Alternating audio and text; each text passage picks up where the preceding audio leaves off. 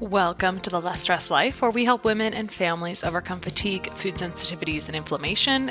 And the goal here is really to help you heal yourself.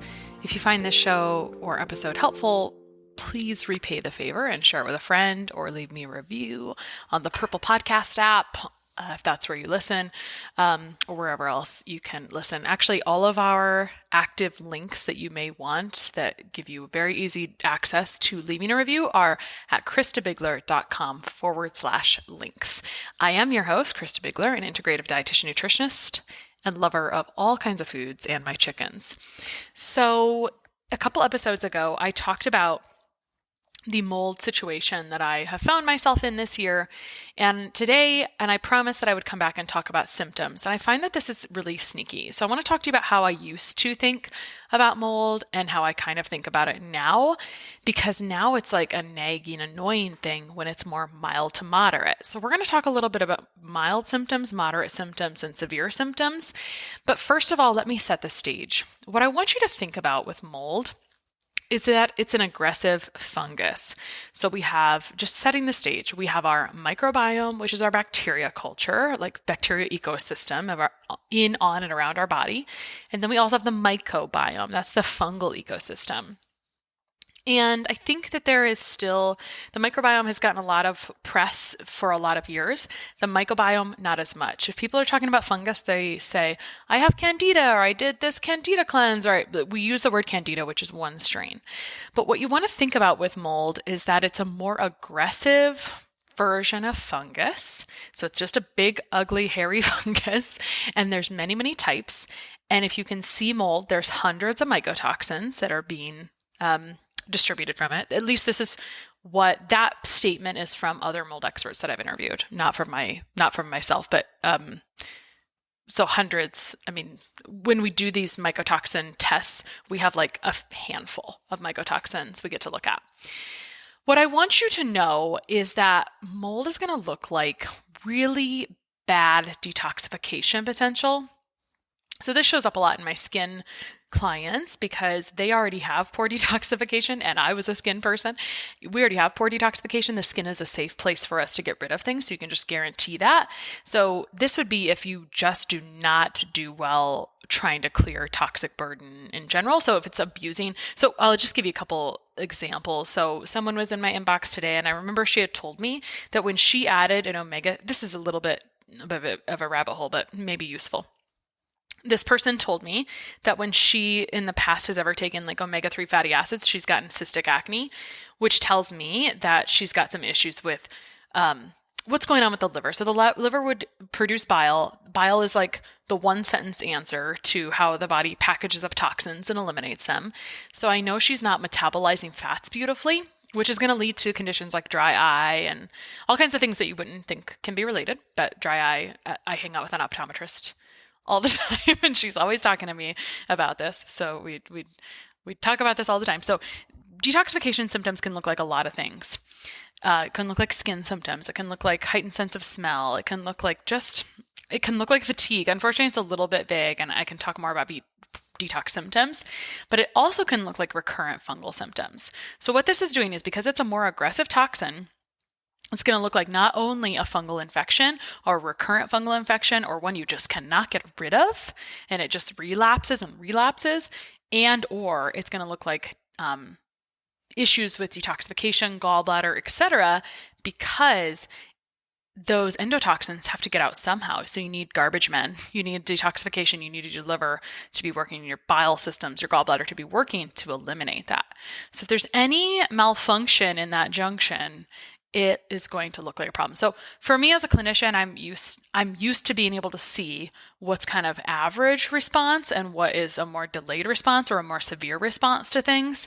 And then when I see more delayed and severe responses to things, because I believe that we're very good at putting together very high quality protocols, then it kind of makes me give mold the side eye, and then I start screening for that harder. Actually, now we've just moved mold screening up. I think like many things, once you become more aware of something, you just cannot unsee it, right? Like with that sluggish thyroid stuff, which was an episode probably back in April that was very popular about when your lab's normal, but you don't feel normal. All right, let's get into biggest dead ringers of mold. for me now, when I see these, I'm like, hey, I'm really suspicious. Like if you have like 3 of these, I'm kind of concerned. So these are like very specific, I think, mold symptoms. If they're not isolated, like one, there's a couple that are kind of like super just mold symptoms on their own. But most of them, I want at least 2, 3, 4 of these. Probably 3, 2 to 3 is going to be most common for the majority of people with like maybe mild to moderate mold. So nasal sores. I talked about this with my own story in the last episode where I talked about my own mold story. So nasal sores, you literally, if you are not in my body, if you're not me, you would not see these on my face. I think you'd have to be looking up my nose to see these. They're just on the very edge and they're very subtle. But if I feel that skin, it's got like little rough patches. And if I like pick at it, I can like, so more pronounced nasal sores, yeah, much more severe. But this is like mild to moderate, right? So little tiny nasal sores. Unproductive sore throat, meaning you wake up or you have this odd sore throat. Or recently, with some cases, I've had people where I've done some things to upregulate bile and support detoxification. It's kind of provoking a sore throat. So what's happening? I always use this analogy of like pulling the dust out of the corners. If you start provoking this out of the tissue in the cell, because the body's going to look to manage this in your body so you can function. It's going to like shove it away in the cells. And so it'll pull it to the surface and then you can have unproductive sore throat, meaning like you never fully get sick, but it's just you have a sore throat and then it kind of goes away. And then joint pain, especially in the hands and the feet, especially if it's pokey, that's a more moderate to severe one, I find, like for sure moderate.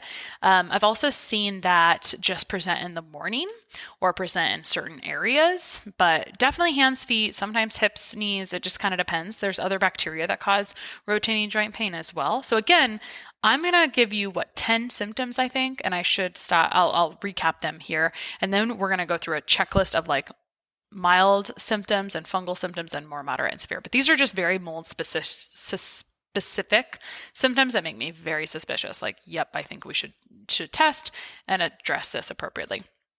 Nasal sores, unproductive sore throat, joint pain, especially in the hands and feet. Again, you have to have multiples of these, especially if it's a really pokey, that's like an oxalate thing. And so one of my complaints about mold is that it makes it look like you have a lot of food sensitivities. And so sometimes some foods will really upregulate this joint pain, but you probably have to be pretty kind of in the weeds to catch that.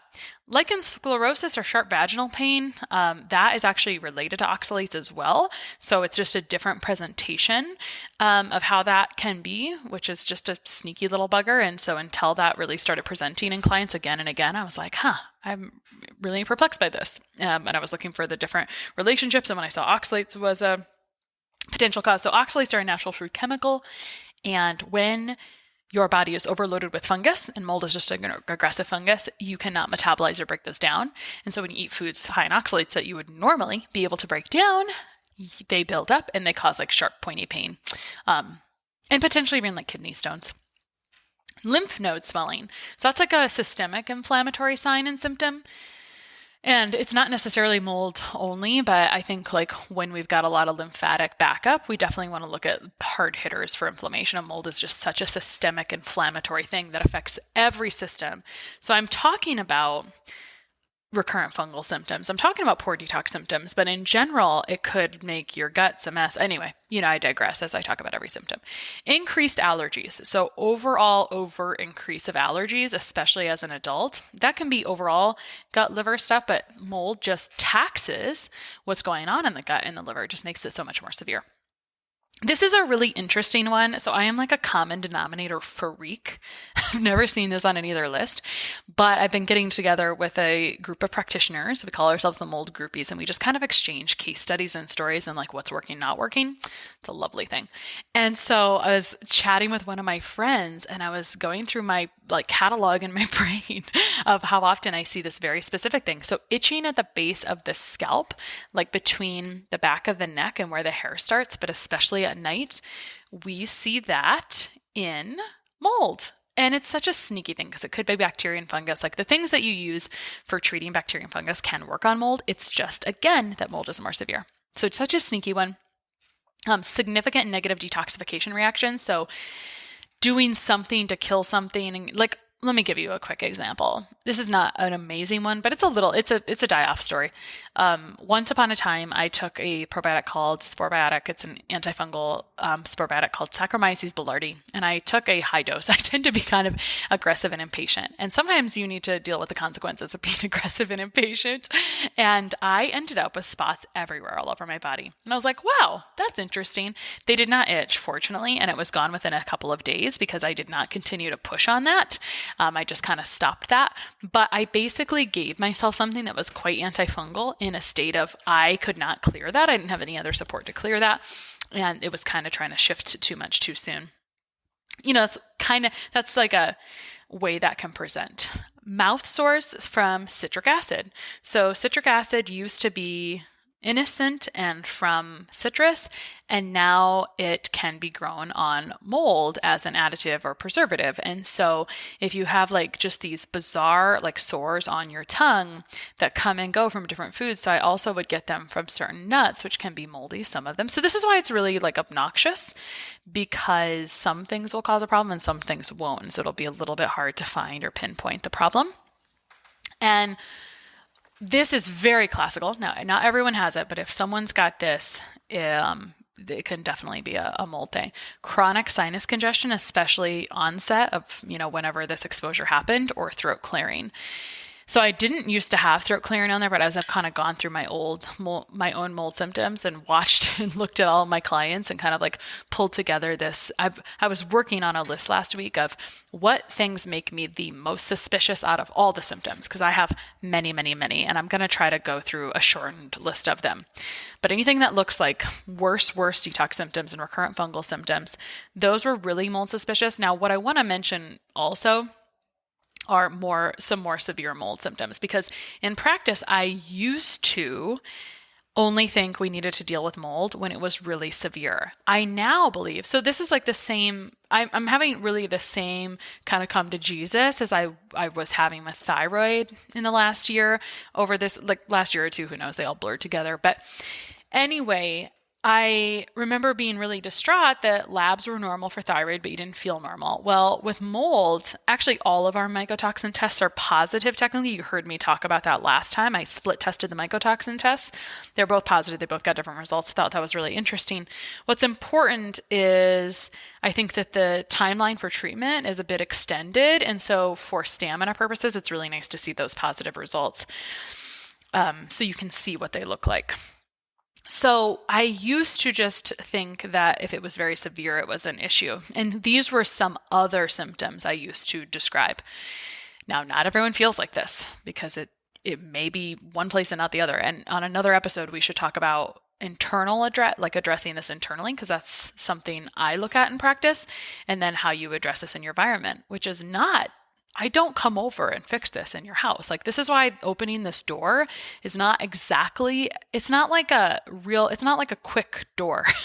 It's like, well, this is a package you open, and it's kind of ugly on the other side a little bit sometimes. Sometimes it's not that bad, but usually it is, because it's more aggressive and severe.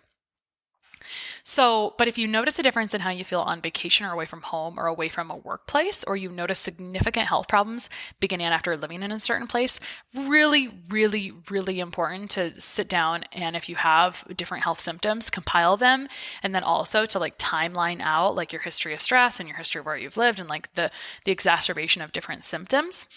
I've actually been thinking about this a lot, like when my oldest daughter, where she would have gotten exposed. I ran across some old medical records from probably when she was 5 the other day. I'm going through quite a purge. She has geographic tongue, which is essentially a fungal symptom, and it's like just spotted, like white coated spotted tongue. And it's technically a medical diagnosis, but I think it's a fungal symptom. And I saw it was noted like as a child, and I thought, oh my gosh, what did I not know when she was a child? Like, good grief. So I've been really cataloging like where we lived over those times and like how long it's been an issue. And I'm not freaking out. There's just things we can do to fix it. I really just don't believe so many people start to Google and they freak out about mold because it looks like you need to burn your house down. And there's nothing helpful about that feeling. I understand like sometimes it's an emotion you have to go through, but there's nothing that's like such a disempowered state. So I'm just like, I really, my hope for humanity is like an empowered state around health. So that's the point of this podcast. Okay. Anyway, you notice a clear difference how you feel on vacation or away from home or away from this workplace, or you notice symptoms after you lived in a place or were working in a certain place. You or your children are sick frequently. If it's more moderate to severe, it's going to be like monthly, every other month. If it's more like mild to moderate, it's going to be like quarterly or having like unreasonably high allergies.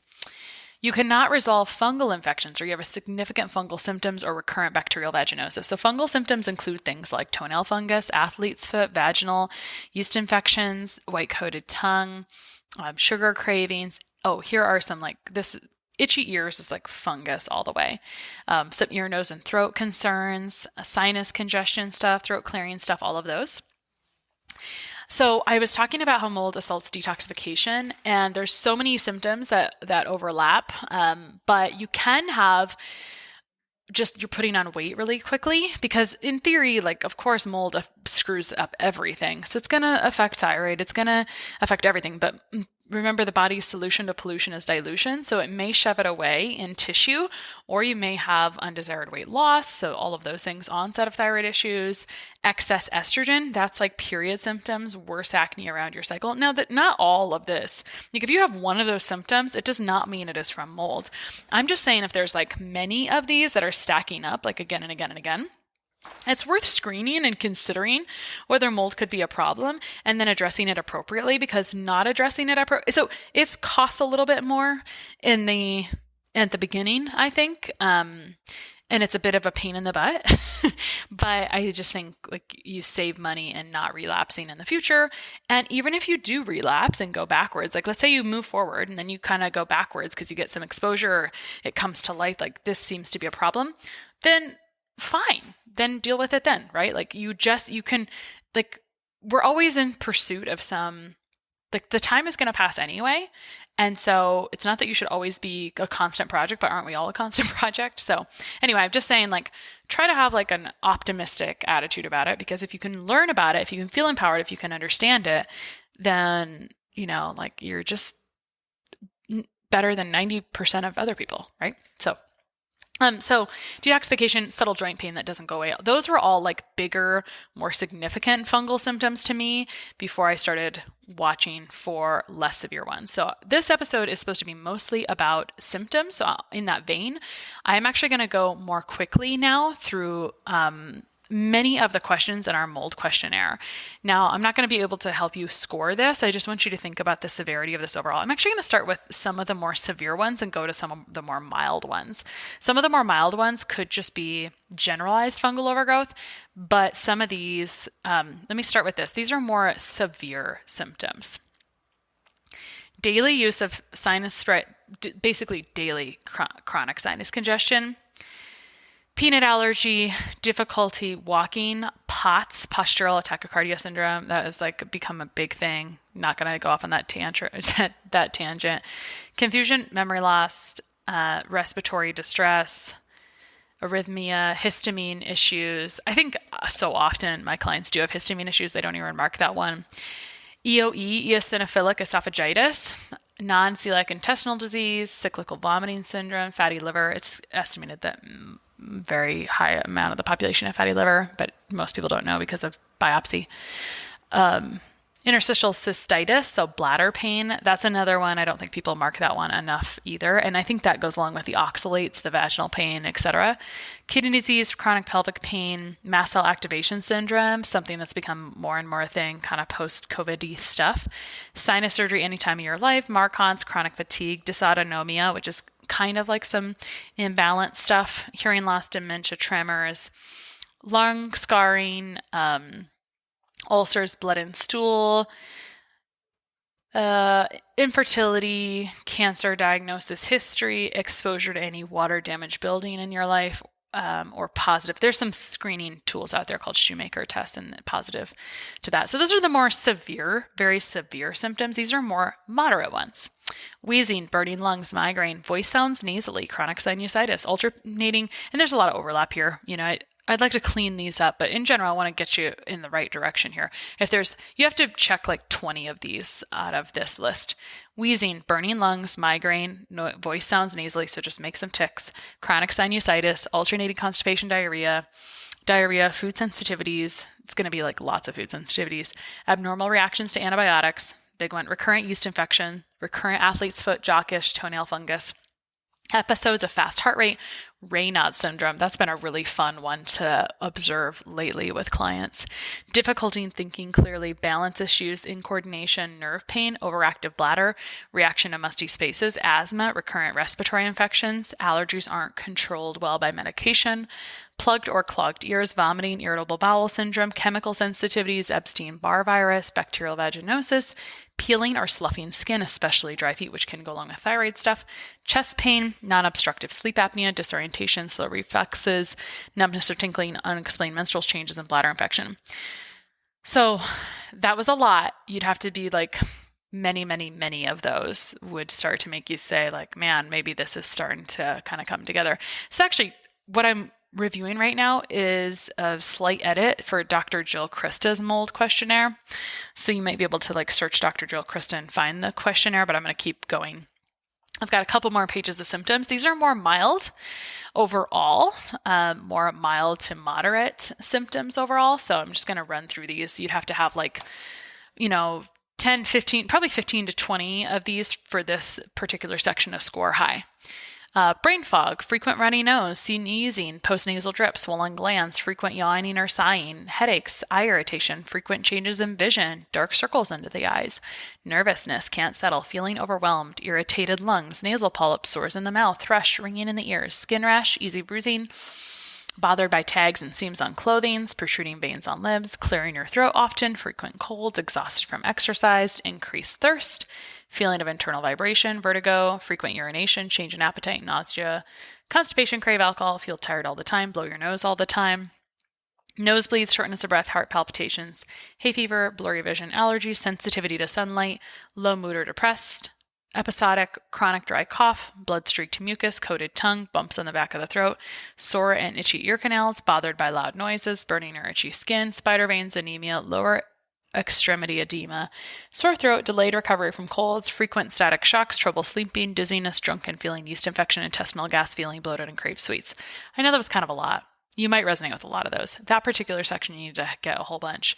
The point here is awareness, because I feel like I spend a lot of time educating and trying to bring people into awareness around, hey, you could have this like kind of sneaky little guy going on, and it is going to send you backwards. You're going to go forward during protocols, and when you come off, if your protocol is not quite mold specific, you could go backwards accidentally. Especially, the problem is it's such environmentally driven that if someone's living in mold, usually all the symptoms are going to be much more severe and much bigger. And one of the big things that comes up is, why does one person in a house maybe not have the exact same symptoms? First step is awareness in everything. And so going through this kind of questionnaire is really helpful to start to bring awareness, first of all. Second piece is genetics, and everyone's got a little bit of a different bucket and what is full. So I'm going to leave it there right now. Today was just about mycotoxin symptoms and to bring awareness to that. I hope this was helpful for you. If it is, please share, write a review, send in questions. I'd love to do Q&A. Right now, it's August, and in August only, I'm enrolling new clients. So basically, to become a client, you book a call, a one-on-one or a very small group call to go through your case history, so I can put together the pieces, make sense of it. I don't want to work with you unless I know I can help. So I want to get in there, a sleuth behind the scenes, and figure out like if you need a mold test added on, because there's a little bit of an added expense. So if it's not a good fit for someone, then why would I do it, right? But all those symptoms kind of point me toward like understanding someone's history, etc. Helps point toward, should we do that testing right away, and do we want to include that in our overall protocol? So you can head over to christabiegler.com/FSS. Our program is called Food Sensitivity Solutions and the Fatigue Fix. Honestly, it's just fixing everything. Gut, liver, adrenals, and thyroid stuff. All of that is looked at. Nutrient deficiencies. We look at all the things, because I think once I like open a box, I'm like, I just want to fix everything in here as much as possible. or as much as we can in the prescribed amount of time. And then there's always options to do more. One other thing I want to mention though about mold stuff is that sometimes you can have really sad adrenals, which is going to look like major exhaustion and not being able to recover and all kinds of things, low blood pressure, dizziness upon sitting to standing. And mold just abuses the overall adrenal system. It's just like, it's really damaging to a lot of systems. So this podcast is not meant to be scary. It is meant to be helpful, help increase your awareness, because once you're more aware, you can then be empowered to take action if it's a good time for you. Have a great day, and I'll see you next week.